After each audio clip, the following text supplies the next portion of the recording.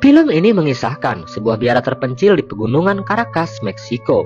Di sana hidup sekelompok orde religius yang dipimpin oleh sister superior bernama Saint Teresa. Namun masalah kemudian datang, ketika iblis berwujud laki-laki tampan datang menggoda salah satu biarawati tercantik di biara tersebut. Bagaimana keseruannya? Gak perlu berlama-lama, mari kita langsung saja masuk ke alur ceritanya. Selamat menyaksikan. Film dibuka dengan diperlihatkannya seorang biarawati cantik dan jelita. Dia bernama Suster Maria, biarawati muda yang masih berusia 19 tahun. Yang jelas dia masih terjamin keperawanannya. Suster Maria mengabdikan seluruh hidupnya kepada Tuhan di sebuah biara terpencil yang diapit oleh pegunungan Caracas dan lembah perawan yang didominasi oleh hamparan bunga seroja yang sedap dipandang mata. Suster cantik ini mulai menggerakkan jari jemarinya yang lentik untuk memetik satu persatu bunga di depannya. Aktivitas yang sering dia lakukan dikala selesai melakukan ritual kebaktian di biara. Namun, kejadian menakutkan membuat tubuhnya bergetar hebat. Saat tiba-tiba muncul seorang laki-laki tampan yang bertelanjang bulat tanpa selai benang menempel di tubuhnya. Jantung Suster Maria berdesir hebat ketika melihat rudal besar yang baru pertama kali dilihat seumur hidupnya. Matanya terbelalak saat melihat rudal itu seperti mengangguk-ngangguk memanggilnya. Tanpa pikir panjang, Suster Maria mengambil ancang-ancang. Dia kabur dan berlari ke arah patung Bunda Maria. Dengan berderai air mata, Suster Maria memohon ampunan atas jinah mata yang baru saja dialaminya. Buenos días, madre. Di tengah husuk berdoa, tiba-tiba suster cantik ini dikagetkan dengan suara anak laki-laki yang memanggilnya. Ternyata di belakangnya sudah berdiri seorang remaja bernama Marcelo. Dia adalah pembantu biara yang kesehariannya bekerja sebagai pengembala domba dan sapi di peternakan milik biara. Suster Maria terlihat senang saat Marcelo memberitahu kalau dombanya telah melahirkan. Marcelo kemudian memberikan seekor anak domba yang masih berumur 1 minggu ke pelukan Suster Maria. Anak domba ini terlihat gemuk dan sehat, dengan berat tubuh yang sama dengan beratnya 2 karung gandum.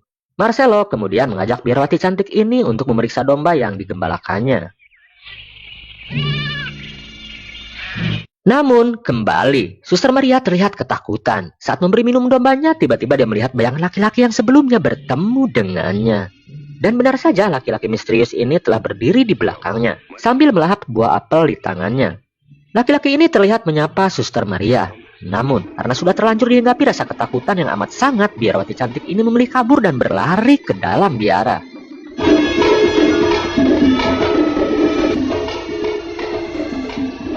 Singkat cerita, di hari Minggu langit terlihat cerah. Kameramen terlihat tengah asik mengambil angle pemandangan pedesaan yang diapit oleh pegunungan dan bebatuan yang begitu indah. Kamera mulai berfokus pada kuil biara yang berdiri megah di sudut lembah. Paduan suara mulai terdengar dalam biara. Hari Minggu seperti biasanya, para suster sedang kusuk melaksanakan kebaktiannya.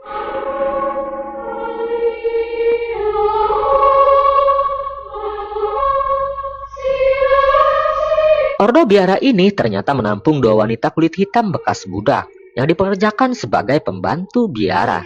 Meskipun sudah diangkat menjadi seorang biarawati, namun perlakuan yang diterima oleh keduanya masih mencerminkan kalau budaya perbudakan masih terlihat di biara ini. Namun, ada sisi unik kalau kita bicara tentang aktivitas di dalam biara pada umumnya. Ada nilai positif yang bisa menjadi pelajaran buat kita. Bahwa di biara ini masih sangat kental akan budaya kebersamaannya. Bisa dilihat dari cara mereka makan begitu hikmat dan selalu diawali dengan doa. Dan diakhiri juga dengan doa penutup. Sebuah cara bagi mereka dalam mensyukuri karunia dan kenikmatan yang diberikan oleh Tuhannya. Meskipun kebersamaan ini sedikit tercoreng dengan ulah para suster senior yang memperlakukan perbudakan kepada pembantu kulit hitamnya. Masalah kembali datang. Suster Maria kembali melihat penampakan laki-laki pemakan buah apel misterius yang terus mengganggunya. Laki-laki ini yang tempo hari membuatnya ketakutan setengah mati. Dan anehnya sosok laki-laki ini tiba-tiba menghilang begitu saja. Kehadirannya benar-benar membuat Suster Maria dihantui rasa ketakutan. Dalam kegelisahannya, Suster Maria sempat menghibur biarawati kulit hitam yang diperlakukan seperti budak oleh para suster seniornya. Salah satu pembantu kulit hitam ini terlihat menangis, meratapi nasibnya yang terlahir dengan warna kulit yang berbeda. Baginya tinggal di biara sama saja seperti hidup di luar biara. Dia selalu merasakan perlakuan diskriminatif kepadanya.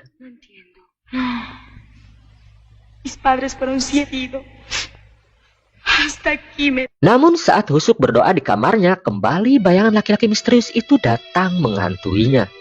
Suster Maria benar-benar dibuat tak berdaya. Ketakutannya kini bercampur dengan perasaan bersalah.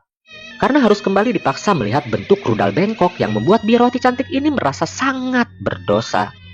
Suster Maria pun memilih untuk menebus dosanya ini dengan cara menyiksa dan mencambuk tubuhnya sendiri.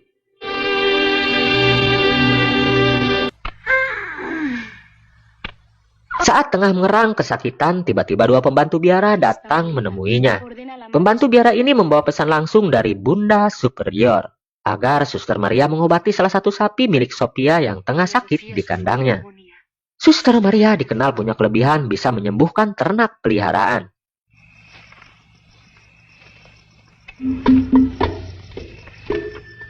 Setelah sampai di kandang, Suster Maria menyuruh dua pembantu biara ini untuk pergi meninggalkannya. Dia ingin fokus untuk merawat dan menyembuhkan sapi peliharaan yang tengah sakit. Karena rasa sayangnya kepada hewan ternak, sampai-sampai biarawati cantik ini harus ketiduran di dalam kandang. Di saat itulah, laki-laki pemakan apel kembali datang mengganggunya. Dia kemudian melempar apel yang dimakannya ke arah Suster Maria. Saat terbangun dari tidurnya, biarawati cantik ini kembali dibuat gelisah dan ketakutan. Saat melihat buah apel yang selama ini menghantui pikirannya tergeletak begitu saja di depannya. Dalam ketakutannya, Suster Maria bergegas kembali masuk ke kamarnya. Suster cantik ini sama sekali tidak menyadari kalau di sudut pintu kamarnya tengah berdiri sosok rekan sesama biarawatinya. Saat tahu ada rekan biarawati di dalam kamarnya, Suster Maria buru-buru menutup auratnya.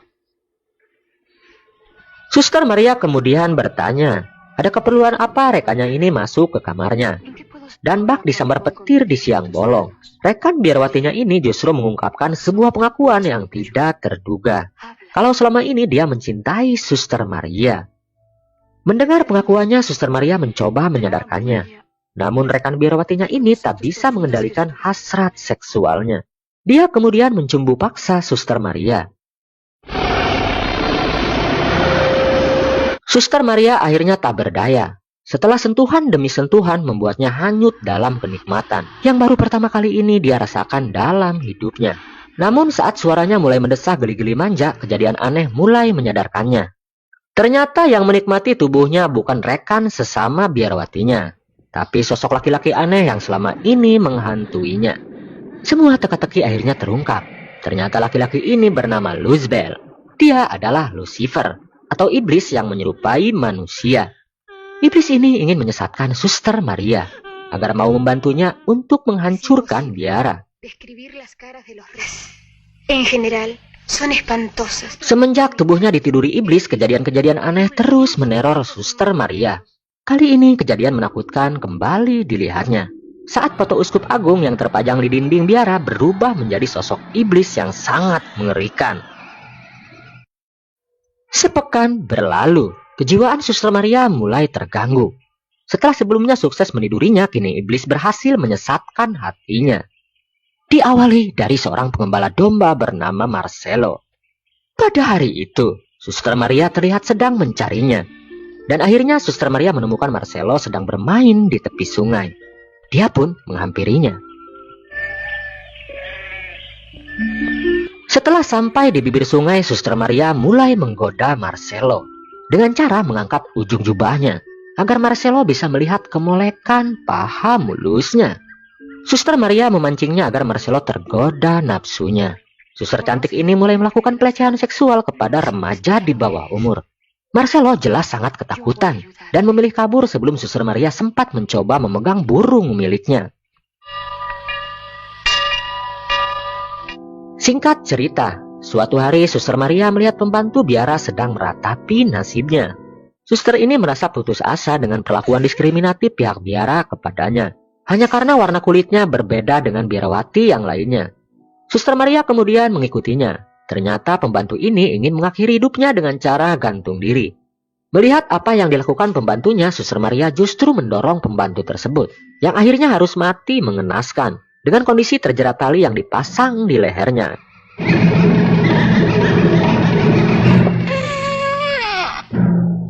Apa yang dilakukan Suster Maria semuanya di bawah kendali iblis, yang telah menutup hati dan akal sehatnya. Namun, saat melihat burung hantu dan buah apel yang dilemparkan iblis, suster cantik ini mulai ketakutan dan menyesali perbuatannya. Namun, di saat itu pula iblis kembali menguasai jiwanya. Kali ini iblis kembali mempengaruhi alam bawah sadarnya. Kekuatan iblis menuntun Suster Maria untuk mendatangi rumah Marcelo, pengembala domba milik biara. Iblis terus menggoda keimanannya agar suster cantik ini kembali melakukan perbuatan maksiat dengan mengajak Marcelo berhubungan intim dengannya. Di rumahnya, Marcelo hanya tinggal berdua dengan ibunya yang sudah berusia lanjut. Ibunya tidak menaruh curiga saat Suster Maria ingin melihat kondisi anaknya, yang diketahui sudah 2 hari tak datang ke biara. Marcelo terlihat masih trauma dengan perlakuan Suster Maria kepadanya. Di kamarnya, Marcelo terlihat sedang tidur pulas. Suster Maria semakin tak kuasa menahan syahwatnya ketika melihat Marcelo tidur dalam keadaan tanpa busana, hanya ditutupi oleh selimut ala kadarnya.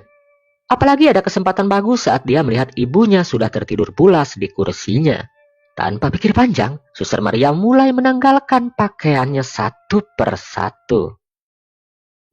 Setelah tahu Suster Maria sedang mencumbunya, Marcelo langsung terperanjat bangun dari tidurnya. Sekuat tenaga remaja ABG ini menolak ajakan hubungan intim dari susternya. Suster Maria mendadak gelap mata. Dia emosi saat tahu Marcelo menolak ajakannya dan justru menggigit tangannya. Sekilas biarwati cantik ini melihat pisau tergeletak di kamar Marcelo. Tanpa pikir panjang, dia langsung mengambilnya dan menusuk leher, dada, dan perut Marcelo dengan sadis. Remaja malang ini tewas seketika. Setelah membunuhnya seperti biasa, Suster Maria mulai menyesali perbuatannya. Namun, tanpa diduga, tiba-tiba sosok Marcelo sudah berubah wujud menjadi ibunya. Yang dia bunuh ternyata bukan Marcelo, tapi ibu dari pengembala domba tersebut. Rupanya iblis telah membutakan hati dan pikiran Suster Maria. Setelah tahu yang dia bunuh adalah ibunya, Suster Maria mulai panik.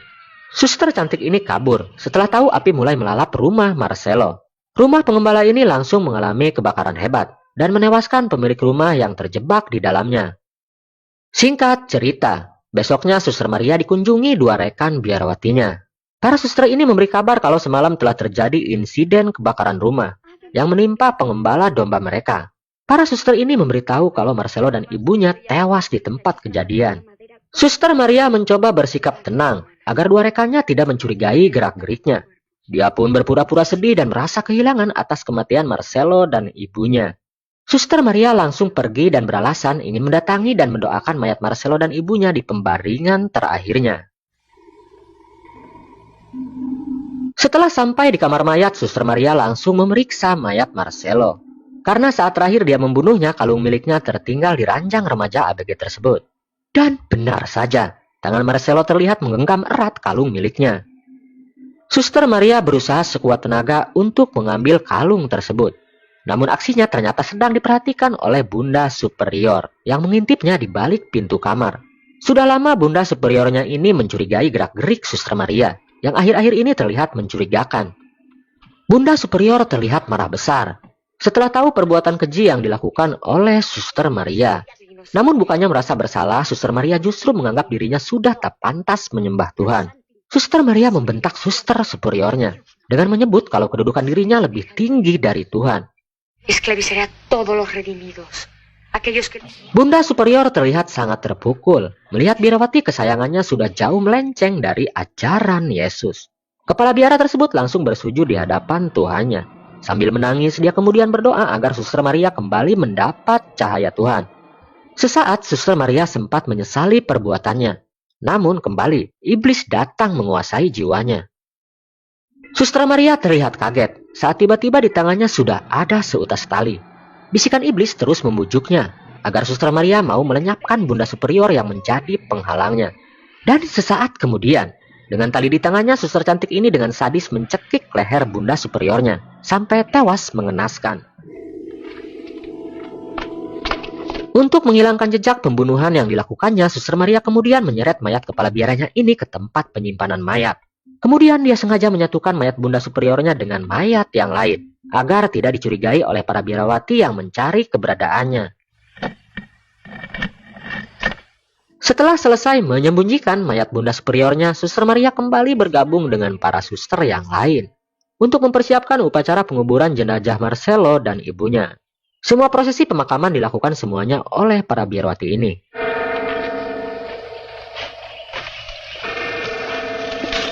Saat proses pemakaman, kejadian menakutkan kembali menghantui Suster Maria. Tiba-tiba, dia melihat tangan salah seorang biarawati yang menguburkan jenazah Marcelo dan ibunya terlihat gosong seperti habis terbakar. Suster Maria terlihat ketakutan. Dia pun pergi meninggalkan upacara pemakaman yang belum selesai. Suster Maria terus berlari. Dalam hatinya, suster cantik ini ingin pergi jauh meninggalkan semuanya. Rasa takut dan penyesalan mulai dirasakannya. Saat tubuhnya terjatuh di kubangan lumpur, biarawati ini mulai menyadari semua dosa-dosanya yang tak mungkin rasanya bisa dimaafkan. Dia mulai mempertanyakan keajaiban Tuhan yang tidak pernah datang dalam hidupnya. Suster cantik ini terlihat sangat putus asa dengan apa yang terjadi dalam hidupnya. Di akhir cerita, Suster Maria mengasingkan diri di sebuah gua. Sudah 3 hari dia meratapi semua dosa-dosanya. Dan di hari keempat, iblis kembali datang menemuinya. Suster Maria sempat berusaha untuk mengusirnya.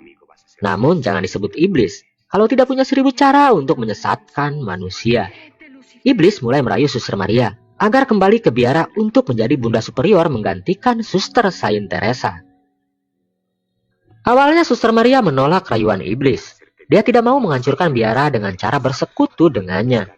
Namun iblis mulai menakutinya. Jika Suster Maria tidak mengikuti keinginannya, maka dia akan mempengaruhi seluruh isi biara agar menghakiminya dengan cara menyiksa dan mencongkel matanya dan dibakar hidup-hidup di depan biara. Suster Maria akhirnya menyerah. Biarawati ini setuju untuk menjadi kepala biara dengan menjadikan iblis sebagai tuhannya. Setelah perjanjiannya dengan iblis ditandatangani, iblis akhirnya bisa menyesatkan seluruh rekan biarawatinya dan mengangkat Suster Maria sebagai Bunda Superior baru menggantikan Suster Saint Teresa. Namun yang bikin bulu kuduk merinding, aturan di biara dibuat langsung oleh iblis dan menjadikan iblis sebagai tuhannya. Sedangkan kebaktian di biara diganti dengan cara bernyanyi dan pesta seks sesama jenis. Semua biarawati diwajibkan menanggalkan pakaiannya saat menari dan berpesta seks bersama.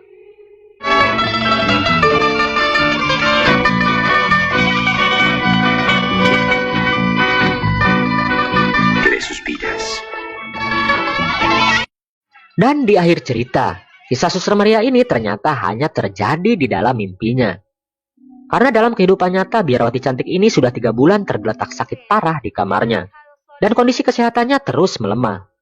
Suster Maria akhirnya meninggal dunia di saat terakhir kali dia bermimpi menjadi Bunda Superior baru di biaranya. Cerita pun akhirnya selesai.